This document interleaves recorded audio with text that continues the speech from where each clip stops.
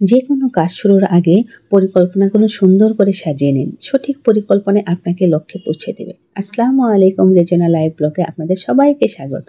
দূরে এবং কাছে যে যেখান থেকে আমার ভিডিওটি দেখছেন, আশা করি সবাই ভালো আছেন। আলহামদুলিল্লাহ, আমরাও ভালো আছি। তো আজকের ব্লগটি শুরু করেছি কিন্তু সকাল থেকে। এই যে দেখছেন বৈশাখের আগম বার্তা, এত সুন্দর বাতাস উঠছে, গাছগুলো কিন্তু দুলছে, আর তার সাথে কিন্তু আমার মনও আনন্দে দুলছে। তো ছাদ থেকে কিন্তু ভীষণ ভালো লাগছিল। তো ভাবলাম আপনাদের সাথে একটু শেয়ার করি। আসলে চারপাশের পরিবেশ আর এই নির্মল বাতাস, মনোরম পরিবেশ সব মিলে কিন্তু অসাধারণ আজকের সকালের পরিবেশটা। তো যেহেতু ভিডিওটা কিন্তু আমার গতকালকে, আর আজকে ভয়েস ওভার করছি, সবাইকে জানাই শুভ নববর্ষের শুভেচ্ছা। তো ঘরে এসে দেখি কিন্তু অনেক ধুলোবালিতে ঘর ভরে গেছে। তো বেডশিটগুলো একটু ঝেড়ে নিয়ে মেঝেগুলো পরিষ্কার করে নিলাম। আসলে বেড যদি পরিষ্কার থাকে তাহলে কিন্তু অনেক বেশি ভালো লাগে। অফ ক্যামেরা বেশ কিছু কাজ করে কিন্তু চলে এসেছি আমি আমার সবচেয়ে পছন্দের জায়গাতে। এই তো গাছের হাটে। আসলে গাছ কিনতে আমি ভীষণ পছন্দ করি। গাছ, ফুল, ফল এগুলো আমার অন্যরকম একটা ভালো লাগার জায়গা। তো চলে এসেছি আর খুঁজে, খুঁজে দেখছি কোন গাছগুলো নিব। তো মার্শাল্লাহ অলরেডি ইনডোর প্লান্ট কিন্তু ২ টো নিয়ে নিয়েছি। আর বেশি করব না, যেহেতু বাসায় যেয়ে কিন্তু দুপুরে রান্নাটা আমাকে আবার বসিয়ে দিতে হবে। সুষ্ঠু পরিকল্পনা আপনার লক্ষ্যকে কিন্তু একদম ঠিকঠাক পৌঁছে দিবে। তার জন্য দরকার সুস্থ চিন্তা ভাবনার। এই তো বাসায় এসে ফ্রেশ হয়ে কিন্তু রান্নাঘরে চলে এসেছি। তো মাছটা যেহেতু আগে আমি হলুদ, লবণ, মরিচ দিয়ে মাখিয়ে রেখেছিলাম, সেই জন্য কিন্তু আমাকে খুব বেশি লেট করতে হয় না। এখন সমস্ত মশলাগুলো কষে খুব ভালো করে তরকারিটা রান্না করে নিতে পারবো। পেঁয়াজ, মরিচ কেটে রেখে মশলাগুলো কিন্তু আমি আগেই রেডি করে রেখে দিয়েছিলাম। ওই যে বললাম, সঠিক পরিকল্পনা থাকলে কিন্তু সব কাজই খুব দ্রুত সম্ভব। সেটা যেকোনো কাজে, রান্নায় বলুন, লেখাপড়া বলুন, স্বপ্নতে বলুন, আর যেকোনো কাজে যদি আপনার পরিকল্পনা সঠিক থাকে তাহলে কাজ কিন্তু আপনার জন্য অনেক বেশি সহজ হয়ে যায়। মানে সেই কাজে আপনার কিন্তু একদমই সময় লাগবে না এবং কষ্টটা কিন্তু একদমই কমে যাবে। তো আমি আজকে সকাল, সকাল উঠেই এই কাজগুলো করে রেখেছিলাম। যেহেতু আজকে আমি গাছের হাটে যাব আর ওখানে গেলে কিন্তু সহজে আসতে ইচ্ছে করে না। আর সেজন্যই কিছু রান্নার যে কাজগুলো, সেই কাজগুলো কিন্তু আগে থেকে আমি মানে যেগুলো করে রাখা যায় সেগুলো আমি করে রেখেছিলাম। যেমন পেঁয়াজ, মরিচ কেটে রেখেছিলাম, মশলাগুলো একটা বাটিতে করে সব ভিজিয়ে রেখেছিলাম। তো এখন আমি এই যে আলু এবং সজনে ডাঁটা মশলার সাথে খুব ভালো করে কষিয়ে তারপরে যে ফ্রোজেন টমেটো এবং ধনেপাতা দিয়ে দিলাম।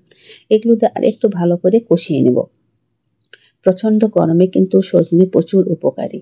আর সেইজন্যে কিন্তু একটু পাতলা ঝোল করে খেতে ভীষণ ভালো লাগে। তো মাছগুলো যেহেতু আগে ভেজেই নিয়েছি, এখন তরকারিটা খুব ভালো করে কষিয়ে তার উপরে ভাজা মাছগুলো দিয়ে দেব। এভাবে কিন্তু গরমের দিনে এই সজনে ডাঁটা দিয়ে, টমেটো, ধনেপাতা দিয়ে মাছের ঝোল খেতে ভীষণ ভালো লাগে। তো যিনি বা যারা আমার ভিডিওটি দেখছেন, অবশ্যই একটা লাইক দিয়ে ভিডিওটি কন্টিনিউ করবেন আর চ্যানেলটি সাবস্ক্রাইব করে পাশে থাকা বেল বাটনটি প্রেস করে অল অপশন সিলেক্ট করে রাখতে পারেন। এতে করে আমি যখন কোনো নতুন ভিডিও আপলোড করব সঙ্গে সঙ্গে নোটিফিকেশন পেয়ে যাবেন আর আপনারা আপনাদের সময় সুযোগ করে দেখে নিতে পারবেন। এই যে ভাজা মাছগুলো দিয়েছি, এখন ঝোলের জন্য একটু পানি দিয়ে দেব। এতে করে খুব সুন্দর করে মাছগুলো যেমন মানে সেদ্ধ হয়ে যাবে, তরকারি সবগুলো কিন্তু খুব সুন্দরভাবে সেদ্ধ হয়ে যাবে। খেতে কিন্তু অসম্ভব মজা লাগে এভাবে আলু, সজনে ডাঁটা, টমেটো দিয়ে মাছের ঝোল রান্না করলে। গরমের জন্য কিন্তু একটা মানে স্বাস্থ্যকর এবং পারফেক্ট একটা রেসিপি। আপনারা কিন্তু ইচ্ছে করলে বাসায় এভাবে রান্না করে খেতে পারেন। সজনে ডাঁটা খেতে কিন্তু আমার ভীষণ পছন্দ। আর সেই জন্য এই সিজনে যে কটা দিন পাই সজনে ডাঁটাটা দিয়ে কিন্তু বেশি রান্না করেছি। এখন আমি সমস্ত মশলা খুব ভালো করে কষিয়ে আগে আমি শুটকি মাছগুলো একটু খুব সুন্দর করে তেল দিয়ে ভেজে তারপরে গরম পানি দিয়ে খুব ভালো করে ধুয়ে নিয়েছি। আর পেঁয়াজ, কাঁচামরিচগুলো ভেজে তারপরে এগুলো মশলা কষিয়ে আমি এই যে গরম পানি থেকে পরিষ্কার করে মাছগুলো নিয়ে কিন্তু এই যে শুটকি ভুনাটা বসিয়ে দিয়েছি। এভাবে শুটকি ভুনা খেতে কিন্তু অসম্ভব ভালো লাগে। আমার পাশের বিল্ডিংয়ে কনস্ট্রাকশনের কাজ চলছে আর একটা ছাগলও নিয়েছে। সব মিলে এত বেশি শব্দ, হয়তোবা মানে বিভিন্ন ধরনের শব্দ আসছে। আপনারা অবশ্যই একটু ক্ষমা সুন্দর দৃষ্টিতে দেখবেন।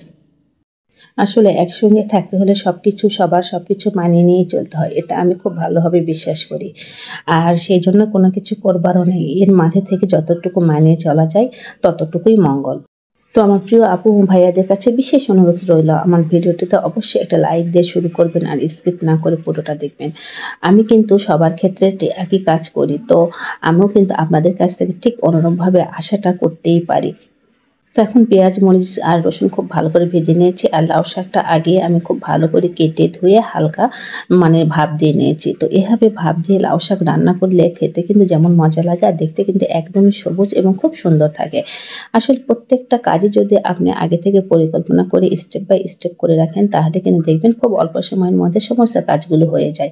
আর আজকের কাজটা কিন্তু ঠিক আমি এরকমই পরিকল্পনা করে স্টেপ বাই স্টেপ করেছি বলে কিন্তু খুব অল্প সময়ের মধ্যে রান্নার কাজটা বাহির থেকে আসার পরও নির্দিষ্ট টাইমে দুপুরের মধ্যে শেষ করে খাবারটা ঠিকঠাক মতো দিতে পেরেছি। যেহেতু আজকে পহেলা বৈশাখ, তো নতুন আশা, নতুন স্বপ্ন, নতুন উদ্যমে পথ চলা শুরু হোক। মুছে যাক অতীতের সমস্ত গ্লানি, আর এই পথ চলায় যেন সবাইকে নিয়ে একসাথে খুব আনন্দ করে এবং সুখে শান্তিতে থাকতে পারি, সেই প্রত্যাশা রইল সবার জন্য। তো আমার ভুলগুলো কিন্তু অবশ্যই আপনারা ক্ষমা সুন্দর দৃষ্টিতে দেখবেন। আর অবশ্যই আমার পরিবারের একজন বন্ধু হয়ে থেকে যাবেন, এটা আপনাদের কাছে আমার বিশেষভাবে অনুরোধ রইল। সবাই ভালো থাকবেন, আবার দেখা হবে পরবর্তী ভিডিওতে।